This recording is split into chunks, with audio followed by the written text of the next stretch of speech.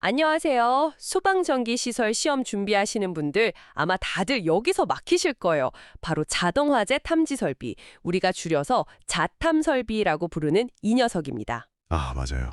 이게 뭐 제4과목에서는 거의 왕이잖아요. 그렇죠. 비중이 제일 높죠. 필기, 실기 할 것 없이 무조건 나오는데 양은 또 엄청 많고 숫자는 헷갈리고 그래서 오늘 이 자탐 설비와 시각경보 장치에 대한 모든 것 한번 제대로 파헤쳐 보겠습니다.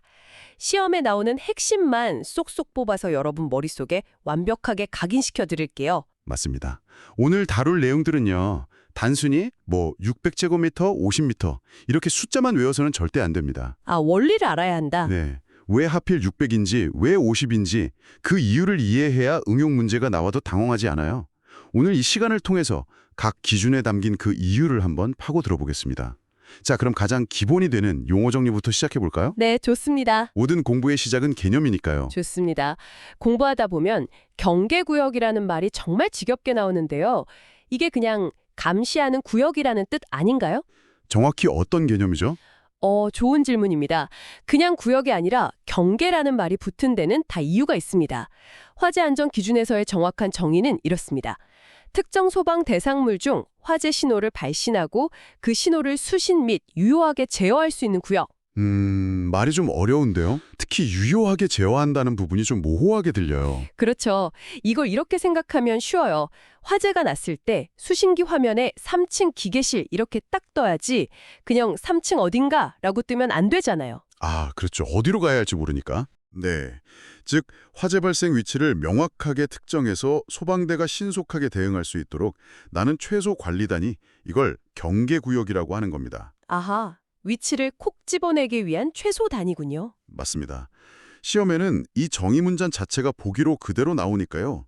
발신, 수신, 유효하게 제어 이 세 단어는 꼭 기억해 주세요. 알겠습니다. 그럼 이 경계구역이라는 팀을 이루는 선수들, 주요 구성 기기 5가지를 한번 정리해보죠. 우선 시스템의 두뇌 역할을 하는 수신기가 있겠죠. 그렇죠. 첫 번째 선수는 단연 수신기, 리시버입니다. 감지기나 발신기가 보낸 화재 신호를 직접 받거나 혹은 중계기를 통해서 받아서 불이야! 하고 경보를 울리고 위치를 표시해주는 말 그대로 관제탑이자 두뇌인 거죠. 그럼 두 번째는 중간다리 역할을 하는 중계기이겠네요. 사실 저는 이게 왜 필요한지 좀 헷갈려요. 감지기가 바로 수신기에 신호를 주면 되는 거 아닌가요? 아주 날카로운 지적이십니다. 작은 건물은 중계기가 필요 없을 수도 있어요. 근데 백화점이나 대형 빌딩처럼 건물이 아주 크고 복잡하면요. 아, 신호가 가다가 약해질 수도 있겠네요. 바로 그겁니다. 신호가 중간에 약해지거나 왜곡될 수 있겠죠. 중계기, 리피터는 바로 그럴 때 감지기와 수신기 사이에서 신호를 증폭시키거나 변환해서 안정적으로 전달해주는 역할을 합니다.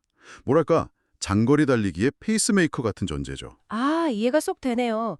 세 번째는 자동으로 불을 찾아내는 정찰병, 감지기죠. 맞습니다. 감지기, 디텍터, 열, 연기, 불꽃 같은 화재의 징후를 자동으로 감지해서 수신기에 신호를 보내는 장치입니다. 우리가 천장에서 흔히 보는 그 동그란 장치들이 바로 이 녀석들이죠. 감지기가 자동 정찰병이라면 사람이 직접 알리는 비상벨 같은 것도 있잖아요. 그게 발신기겠군요. 정확합니다. 네 번째 선수는 발신기 트랜스미터입니다. 사람이 화재를 먼저 발견했을 때 그 복도 벽에 있는 빨간 버튼, 네, 누르는 거요. 네, 그 수동 누름 버튼을 눌러서 수신기에 신호를 보내는 장치입니다. 여기서 중요한 점, 법규가 개정되면서 정의에 수동 누름 버튼이라는 문구가 명시됐어요. 예전 정의로 외우시면 안 됩니다. 아, 개정된 정의를 꼭 확인해야겠네요. 마지막 다섯 번째, 시각 경보 장치. 이건 어떤 분들을 위한 장치인가요? 시각 경보 장치, 비주얼 얼람 디바이스는 소리를 듣지 못하는 청각 장애인을 위해서 번쩍이는 불빛으로 화재를 알려주는 장치입니다. 아, 청각장애용요. 네, 시험에 단골로 나오는 함정이 시각 장애인용이라는 복인데 절대 헷갈리시면 안 됩니다. 소리를 못 듣는 분들을 위한 빛 경보기입니다. 알겠습니다. 자, 이제 수험생들이 가장 머리 아파하는 설정 기준으로 넘어가 보겠습니다. 이 복잡한 숫자들 어떻게 접근하면 좋을까요? 경계구역 기준은요. 크게 수평 공간하고 수직 공간 두 가지로 나눠서 생각하면 편합니다. 수평과 수직. 네, 먼저 바닥 면적을 다루는 수평 경계구역부터 보죠. 대원칙이 두 가지가 있습니다. 첫째, A동과 B동처럼 건물이 다르면 무조건 다른 구역. 둘째, 1층과 2층처럼 층이 다르면 원칙적으로 다른 구역. 아주 상식적이죠. 하지만 시험은 항상 그 상식을 깨는 예외에서 나오지 않습니까? 하하, 바로 그겁니다. 두 개 층을 하나로 묶을 수 있는 조건이 있죠. 바로 그게 핵심이죠.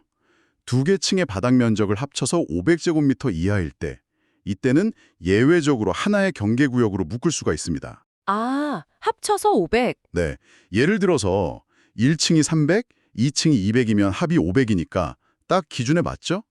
그럼 1, 2층을 하나의 경계구역으로 설정할 수 있습니다. 층뿐만 아니라 한 구역 자체의 크기 제한도 있잖아요. 면적과 길이 기준이요. 네, 이건 기본 중의 기본입니다. 하나의 경계구역 면적은 600제곱미터 이하. 600. 그리고 그 구역의 어느 한 변의 길이도 50m 이하여야 합니다. 이 두 조건을 동시에 만족해야 해요. 아, 동시에? 네, 예를 들어 면적이 500이라 기준에 맞아도 공간이 올림픽 수영장처럼 길쭉해서 한 변이 60m다. 그러면 안 되겠네요. 그렇죠. 50m 기준을 넘었기 때문에 무조건 두 개 구역으로 쪼개야 합니다. 여기서도 또 예외가 있었던 것 같은데요. 강당이나 체육관처럼 탁 트인 공간은 기준이 좀 완화되지 않나요? 맞습니다. 주된 출입구에서 내부 전체가 훤히 보이는 구도일 경우 면적 기준을 1000제곱미터 이하까지 봐줍니다. 오, 1000까지. 하지만 여기서 정말 중요한 함정이 있어요. 면적은 1000까지 봐주지만 한 변의 길이 50m 기준은 여전히 그대로라는 겁니다. 아, 길이는 그대로 50m. 네, 즉 아무리 넓어도 한 변이 50m를 넘으면 안 된다는 원칙은 절대 불변입니다. 아, 그건 생각 못했네요.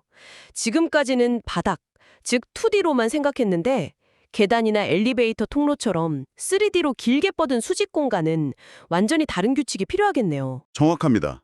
그게 바로 수직 경계구역 기준입니다.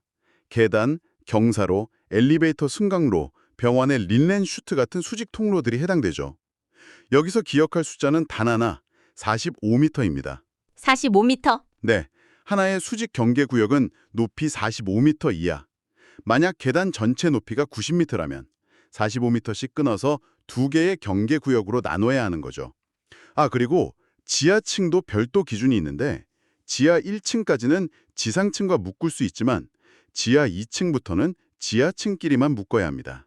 마지막으로 주차장처럼 바깥 공기가 드나드는 특수한 공간은 기준이 또 다르다고 들었습니다. 5m 규칙이라는 게 있었죠? 네, 외기에 면하여 상시 개방된 부분이 있는 차고, 주차장 등에 해당됩니다. 핵심은 The 5-meter rule. 외기와 닿는 부분으로부터 5m 미만 범위는 경계구역 면적 개선에서 빼준다는 겁니다. 아, 빼준다. 왜죠? 왜냐하면 그 부분은 연기나 열이 쉽게 밖으로 빠져나가서 감지가 잘 안 될 수 있기 때문이죠. 그래서 전체 면적에서 이 5m 이내 면적을 제외하고 남은 실내 면적만으로 600제곱미터 기준을 따지는 겁니다. 네, 그렇게 촘촘하게 구역을 나눴다는 건 화재가 난 바로 그곳을 정확히 집어내기 위해서겠죠? 그럼 일단 화재를 정확히 찾아냈다고 치고 그 다음 단계는 어떻게 그리고 누구에게 경보를 울릴 것인가 하는 문제겠네요.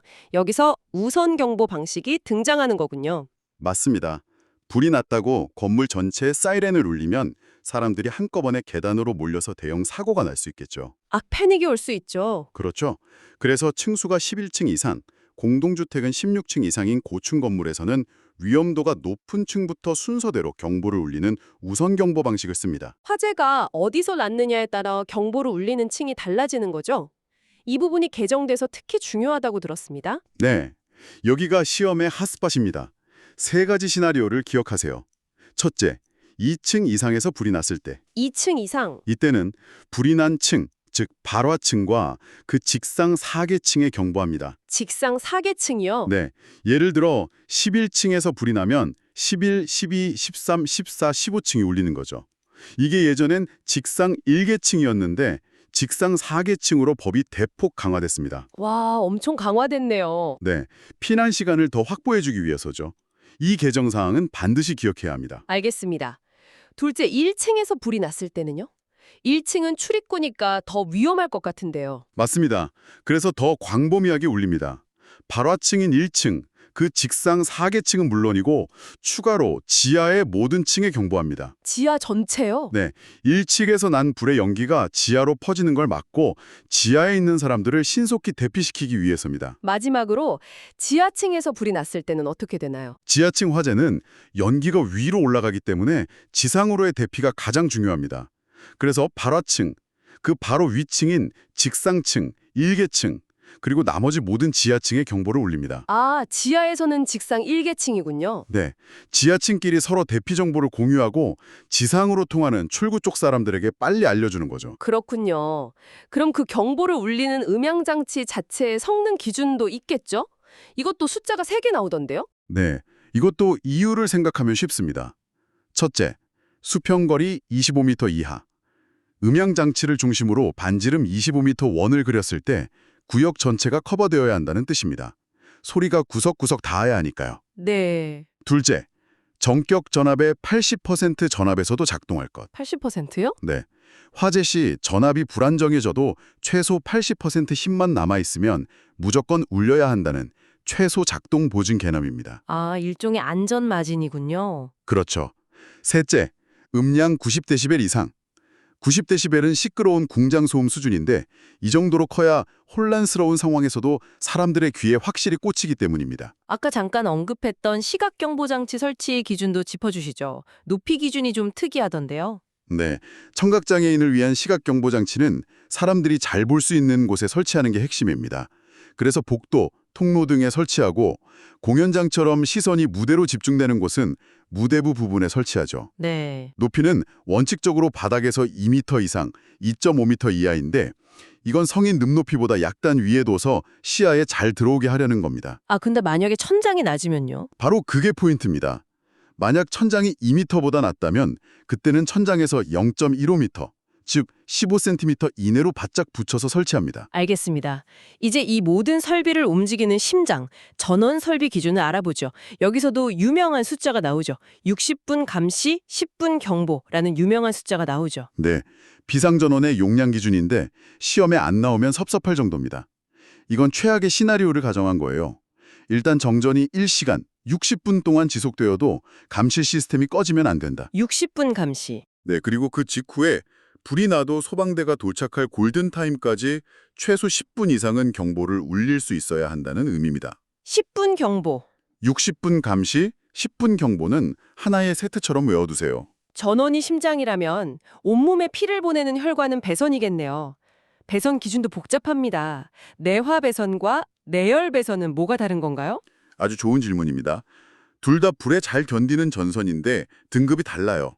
내화배선, 파이어프루프는 말 그대로 불을 이겨내는, 즉 일정 시간 동안 불 속에서도 타지 않고 기능을 유지하는 최고 등급의 전선입니다. 아, 버티는 거군요. 네. 반면 내열배선, 히트 레지스턴트는 열에 강한 전선이죠. 그래서 가장 중요한 심장, 전원과 뇌, 수신기를 잇는 전원회로에는 최고 등급인 내화 배선만 써야 하고요. 그 외 감지기 회로 등에는 내화 또는 내열 배선을 쓸 수 있습니다. 배선이 중간에 끊어졌는지 확인하는 방법도 있다고요? 송배전식이라고 하던데 이건 어떤 원리인가요? 송배선식은 간단히 말해 전기 회로의 순찰이라고 생각하시면 됩니다. 순찰이요? 네, 수신기에서 전기가 출발해서 회로에 연결된 감지기들을 하나씩 다 방문하고 마지막 감지기까지 갔다가 다시 수신기로 돌아오는 길을 만들어두는 거죠. 이 돌아오는 길 끝에 종단 저항을 달아두고요. 아, 만약 중간에 선이 끊어지면 순찰 돌던 전기가 돌아오지 못하니까 수신기는 순찰 루트에 문제가 생겼구나 하고 바로 알아챌 수 있습니다. 정말 시험에 자주 나오는 배선 관련 핵심 숫자 3인방으로 정리를 해볼까요? 공통선, 회로 저항, 전압 강화. 네, 배선 파트의 최종 보스 3명입니다. 첫째, 공통선은 7개 경계 구역 이하 담당. 여러 회로가 공용으로 쓰는 마이너스 선인데 너무 많은 구역을 한 선에 물리면 과부하가 걸리겠죠. 네, 그렇죠. 그래서 7개까지만 담당하라는 제안입니다. 둘째, 감지기 회로의 저항은 55미야.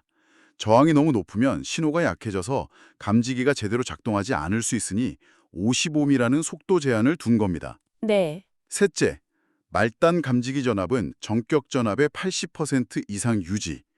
전기가 회로를 길게 여행하다 보면 끝에 가서는 힘이 빠지겠죠. 네, 전압이 떨어지죠. 그래도 마지막 감지기에 도착했을 때 최소 80%의 힘은 남아 있어야 한다는 최소 에너지 보장 규정입니다. 자, 그럼 이 모든 복잡한 설비들을 어떤 건물에 설치해야 하는지 대상 건물을 정리하면서 마무리하겠습니다. 크게 두 가지 기준으로 나뉩니다. 첫째, 용도와 면적에 상관없이 건물 전체에 설치해야 하는 대상. 사람들이 잠을 자거나 오래 머무는 아파트, 기숙사, 숙박시설이 대표적입니다. 아, 잠자는 곳. 네. 그리고 층수가 6층 이상인 건축물은 무조건 모든 층에 설치해야 합니다. 6층부터는 고층으로 봐서 피난이 어렵기 때문이죠. 둘째는 일정 면적 이상일 때 설치하는 대상입니다. 이건 숫자로 기억해야 해요. 목욕장, 판매시설, 지하구나 터널은 1000제곱미터 이상, 그리고 학교 같은 교육 연구 시설이나 교도소, 군사시설처럼 특수한 곳은 기준이 더 넓어서 2000제곱미터 이상일 때 설치 대상이 됩니다. 와, 정말 방대한 양이었는데 핵심만 쏙쏙 뽑아주시니 정리가 되네요. 마지막으로 시험장에 들어가기 직전 이것만은 꼭 다시 봐야 한다는 핵심 오브 핵심을 짚어주시죠. 딱 세 가지만 복됐습니다.